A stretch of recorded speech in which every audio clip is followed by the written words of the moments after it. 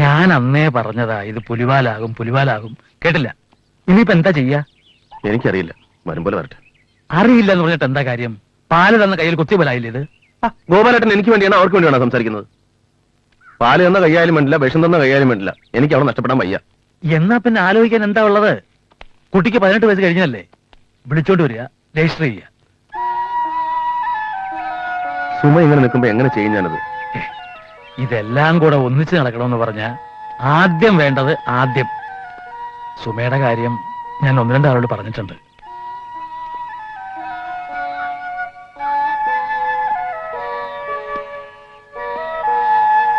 എനിക്ക് പറ്റിപ്പോയൊരു തെറ്റ് തിരുത്തിയാലെന്ന് ഞാനിപ്പോ ആലോചിക്കണേ. എന്താ? ജോസ് ഒരിക്കൽ ഞാൻ ജോസിനെ മോഹിച്ചിരുന്നു. അന്നായിരുന്നെന്ന് പറഞ്ഞ് തടകെട്ടി നിർത്തി ഒരു പാഴ് നിലത്തേക്ക് തിരിച്ചു വിട്ടു. ഇപ്പൊ വീണ്ടും ജോസ്. എനിക്ക് വേണ്ട. ഞാൻ എന്റെ മോൾ മതി. എനിക്ക് അയാൾ ഇന്നും കാത്തിരിക്കുക. അത് അയാളുടെ വിധി. കുട്ടിയോട് എനിക്കൊരു അപേക്ഷയുള്ളൂ. എന്റെ ഏട്ടനൊരു പാവ. കുട്ടിയെ ജീവനാണെന്ന് എനിക്കറിയാം. ഞാനൊരു തടസ്സമല്ല. അത് ഏട്ടന് പറഞ്ഞ് മനസ്സിലാക്കുക. ജോസിന്റെ വിധി എന്റെ ഏട്ടനുണ്ടാവരുത്.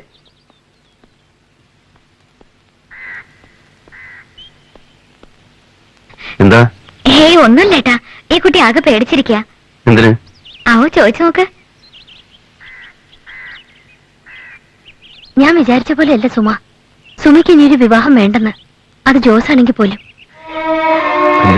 പിന്നെ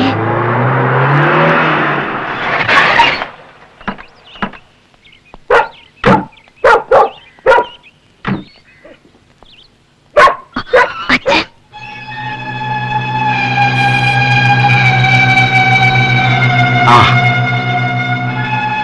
എന്താണ് സുധാരനാർ അറിയോ? എന്താ അങ്ങനെ ചോദിക്കണേ? അല്ല, ഞങ്ങളെയൊക്കെ മറന്നു തോന്നി. അച്ഛൻ വരണമെന്ന് പറഞ്ഞിട്ട് മോളെന്താ എയർപോർട്ടിൽ വരാഞ്ഞത്? ക്ലാസ് ഉണ്ടായിരുന്നു. ഓഹോ, വെരി ഗുഡ്. ക്ലോസ് ഒരു പോവാം. മോള് ചെല്ലു, അച്ഛൻ വരാം. നിങ്ങൾ പോയിക്കോളൂ, സ്കൂട്ടർ അവിടെ ഇരുന്നോട്ടെ.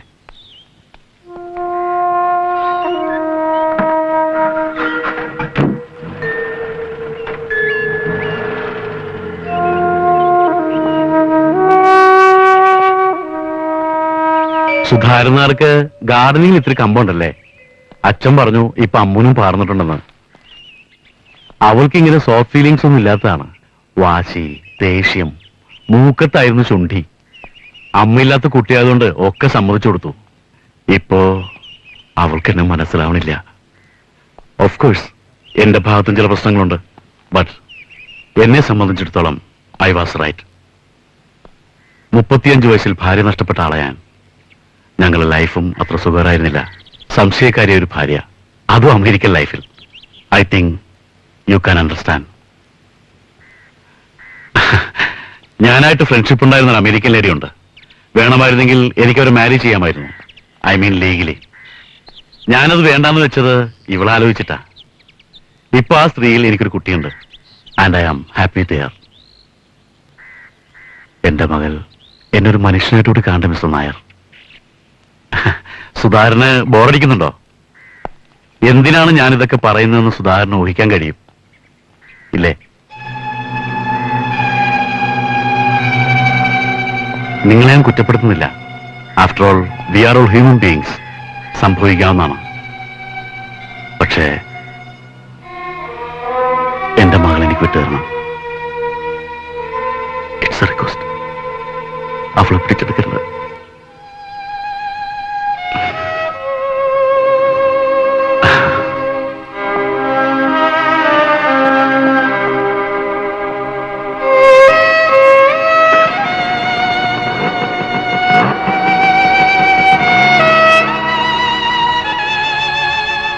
ഏട്ടാ, തളർന്നു പോരുത്. എല്ലാവർക്കും അവരവരുടെ ദുഃഖങ്ങളുണ്ട്. ഏട്ടൻ ഇനിയെങ്കിലും പഠിക്കണം. സ്വന്തം ദുഃഖങ്ങളെക്കാൾ വലുതല്ല മറ്റുള്ളവരുടെ.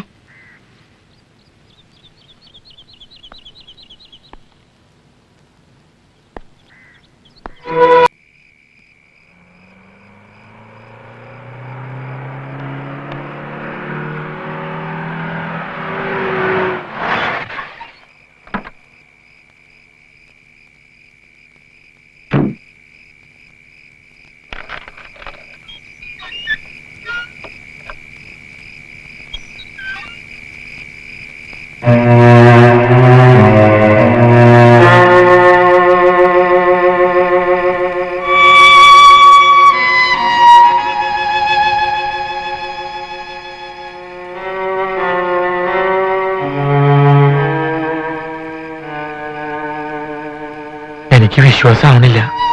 ഞാൻ വീണ്ടും ചതിക്കുമെന്ന് കരുതിയോ?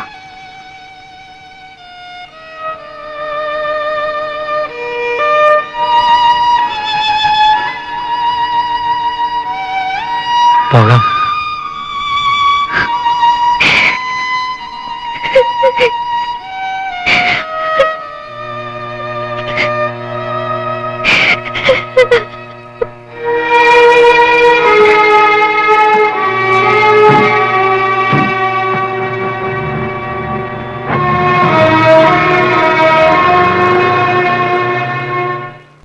നാണുണ്ടോ ഏട്ടന്?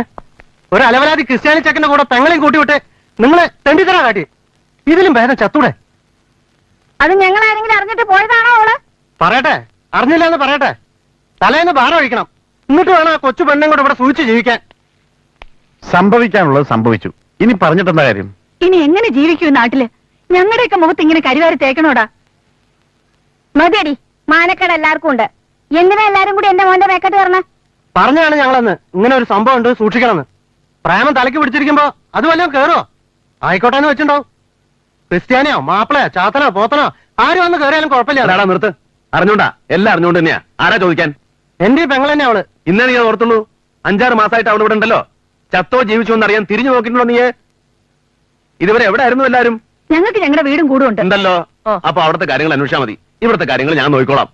ഈ മാനക്കേട് ഞാൻ ചുമന്നോളാം. അല്ല, സുധാകരൻ ആ പറഞ്ഞ ന്യായമല്ല. പിന്നെന്താ ന്യായം? 5-6 കൊല്ലായിട്ട് ഞാൻ ഇവിടെ ഉണ്ട്. അനിയന് വേട്ടത്തിലുള്ളതായിട്ട് എനിക്കറിയില്ല. പിന്നെ ഞാനൊരു പെണ്ണിനെ സ്നേഹിച്ചു. അതിലെന്താ കുഴപ്പം? ഇവൻ പ്രേമിച്ചല്ലേ കെട്ടിയത്? കെട്ടുതാലി വരെ ഞാൻ വാങ്ങിക്കൊടുത്തിട്ടാണ് നടത്തിയത്. എനിക്ക് നിങ്ങളുടെ ആരുടെയും സപ്പോർട്ട് വേണ്ട. എന്റെ കാര്യങ്ങൾ ഞാൻ നോക്കിക്കോളാം. ഗുണത്തിനും ദോഷത്തിനും നിങ്ങളുടെ ആരെയും മുന്നിൽ ഞാൻ വരില്ല. പോരെ?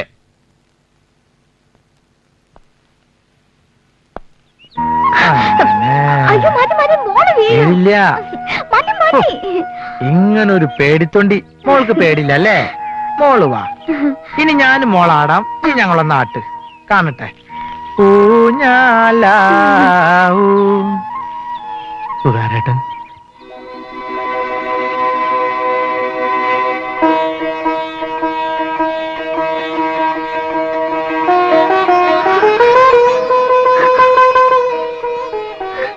എന്തത്?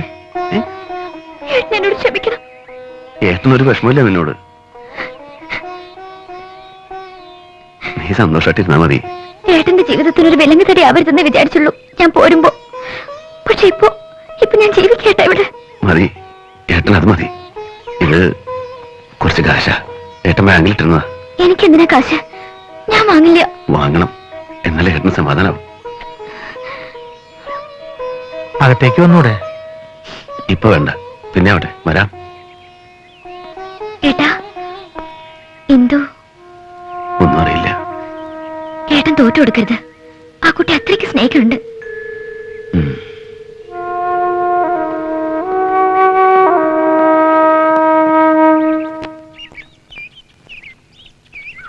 ഒന്ന് കാണാനോ എന്താണ് അവസ്ഥ എന്നറിയാനോ കഴിയണില്ല. ഗോപാലേട്ടനൊന്ന് പോയി അന്വേഷിക്കോ?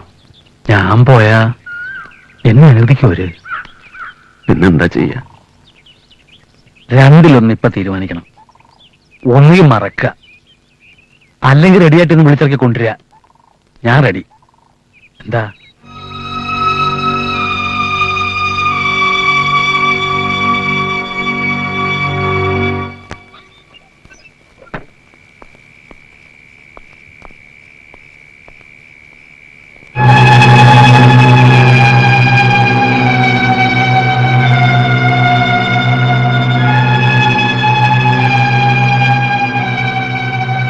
ഓർമ്മയുണ്ട് എന്നെ? ഡോക്ടർ രാമോഹനല്ലേ? ഞാൻ വന്നിട്ട് 2-3 മണിക്കൂറായി. വെയിറ്റ് ചെയ്യായിരുന്നു. വേണ്ട, ഞാൻ വന്നത് അറിയാം. എനിക്കൊന്നും കേൾക്കണ്ട. നിങ്ങൾക്ക് സംസാരിക്കാനുള്ളതൊക്കെ ആ കുട്ടിയോട് പറയാ. പറഞ്ഞു. ഞങ്ങൾ ഓരോരുത്തർ മാറി മാറി പറഞ്ഞു. അവൾ വഴങ്ങുന്നില്ല. എങ്ങനെ ഇത്ര ചുരുങ്ങിയ നാളുകൊണ്ട് അവൾ സ്നേഹം മുഴുവൻ നിങ്ങൾ നേടിയത്? കൺഗ്രാറ്റ്സ്. ഞാനാരെ വശീകരിച്ചിട്ടൊന്നുമില്ല. ഞാൻ ഒതുങ്ങി ജീവിക്കുന്ന ഒരാളാ. എന്നെ വിളിച്ചുണർത്തിയിട്ട് ഞാനൊരു മനുഷ്യൻ, അത് നിങ്ങൾ മനസ്സിലാക്കണം. ഞാൻ നിങ്ങളെ കുറ്റപ്പെടുത്താൻ വന്നതല്ല. നിങ്ങളൊരു നല്ല മനുഷ്യനാണെന്ന് പറയാം. അതുകൊണ്ട് ഇവിടെ വരാൻ ധൈര്യപ്പെട്ട് തന്നെ. ഒരു കാര്യം എനിക്ക് പറയാനുള്ളൂ. വെറും മൂന്നാല് മാസമുള്ളൂ. പക്ഷേ എന്റെ സ്നേഹവും മനസ്സും എനിക്കറിയില്ല. ഞാൻ അത്രമാത്രം സ്നേഹിച്ചു പോയി. പറഞ്ഞാൽ മനസ്സിലാവില്ല നിങ്ങൾക്ക്. മനസ്സിലാവും, ശരിക്കും മനസ്സിലായി. പക്ഷേ ഓർമ്മ വെച്ച നാൾ മുതൽ അവളെ സ്നേഹിക്കാൻ തുടങ്ങിയ എന്നെ നിങ്ങൾക്ക് മനസ്സിലാവോ? മനസ്സിലാവും, ഐ ഹോപ്പ്. പക്ഷേ അവൾക്കത് മനസ്സിലാവുന്നില്ല. അവൾ പറയുന്നത് അമേരിക്കയിലേക്ക് പോകാനുള്ള ഒരു ഗ്രീൻ കാർഡ് മാത്രമായിട്ടാ ഞാൻ അവളെ കാണുന്നതെന്നാ. അല്ല, സ്റ്റേറ്റ്സിൽ പ്രാക്ടീസ് ചെയ്യണമെന്ന് ആഗ്രഹമുണ്ട്. അത് ഏതൊരു ഡോക്ടർ അംബീഷനാ. അല്ലാതെ ഇതൊന്നും എന്നോട് പറയണ്ട. ഓക്കെ, ഇനി ഞാനൊന്നും പറയുന്നില്ല. നിങ്ങളോടുള്ള സ്നേഹം അവളുടെ വെറും ഫ്രസ്ട്രേഷൻ മാത്ര. അമ്മാവനോട് എന്നോടൊക്കെയുള്ള പരിഭവം, പ്രതികാരത്തിന്റെ സുഖം കഴിയുമ്പോ അവളുടെ മുമ്പിൽ നിങ്ങൾ ആരാണെന്നറിയോ? വെറും ഹാൻഡിക്യാപ്ഡ് എക്സ് സർവീസ്മാൻ. നിങ്ങൾ ഈ പറയുന്ന സ്നേഹമുണ്ടല്ലോ, വെറും പഴത്തൊലി പോലെ അവൾ വലിച്ചെറിയും. Best of luck.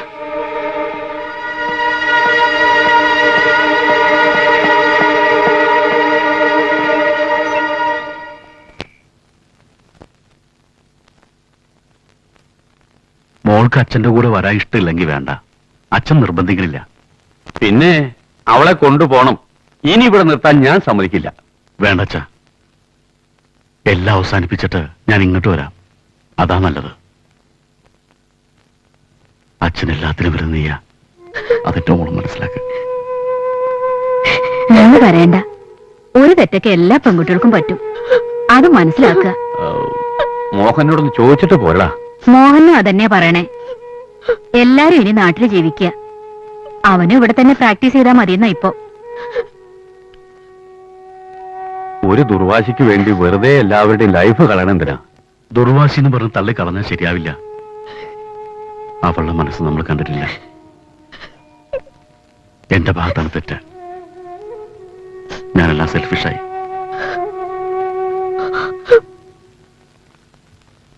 അമ്മാമേ, അയാൾ വന്നിട്ടുണ്ട്. ആര്? സുധാരൻ നായർ. അയാൾക്ക് ഇന്ദുവിനോട് സംസാരിക്കണം. സംസാരിക്കണമെന്നോ? അടിച്ചിറക്കണ അവനെ.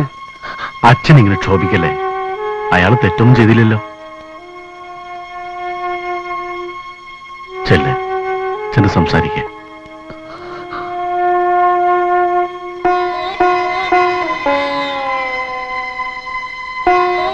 മോഹൻ, നീ ചെല്ലുകൂടെ. എന്തിന്? അയാൾ കുത്തിക്കൊണ്ട് പറന്നു പോകുന്നില്ല. സംസാരിക്കട്ടെ. എനിക്ക് പറ്റില്ല ഇതിനൊന്നും കൂട്ടുവെക്കാൻ. മോഹൻ, മുത്തച്ഛനെ വിളിക്കേ. വെറുതെ അയാളോട് എന്തെങ്കിലും പറയണ്ട.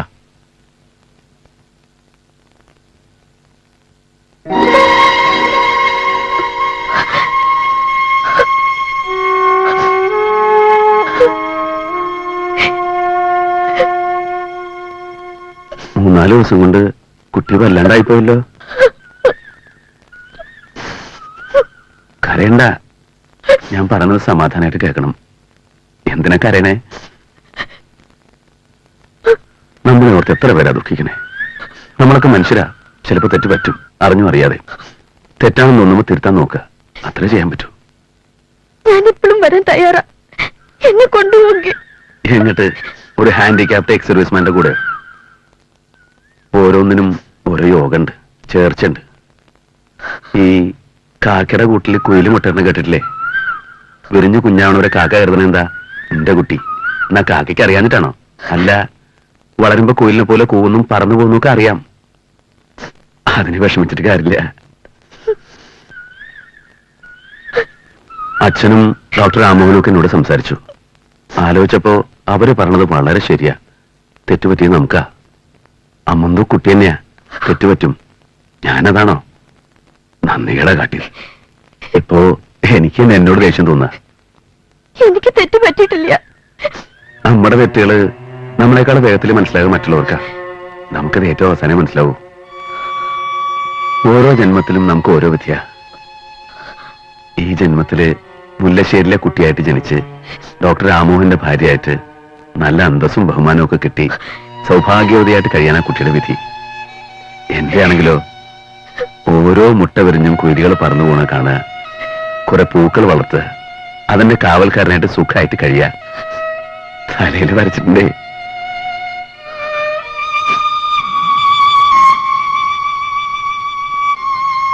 അടുത്ത ജന്മത്തില് ഒരു കുതിരയൊക്കെ വാങ്ങി ഒരു മന്ത്രികുമാരനെ പോലെ വന്ന് രാജകുമാരിയെ രക്ഷിച്ചോണ്ട് പോകും. ആ ജന്മത്തേക്ക് ഓർത്തു വെക്കാൻ ഞാനൊരു സമ്മാനം തരാം.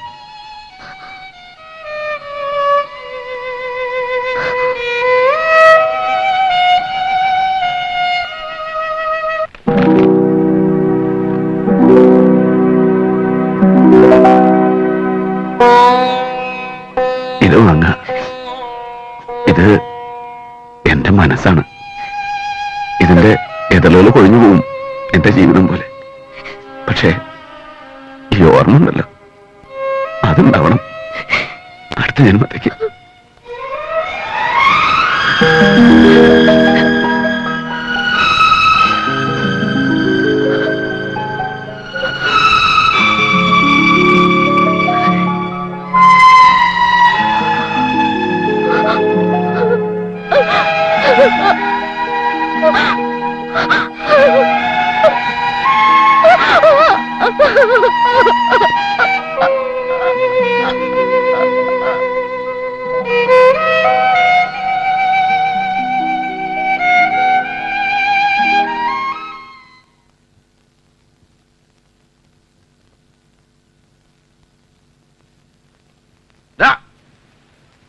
ആരാ?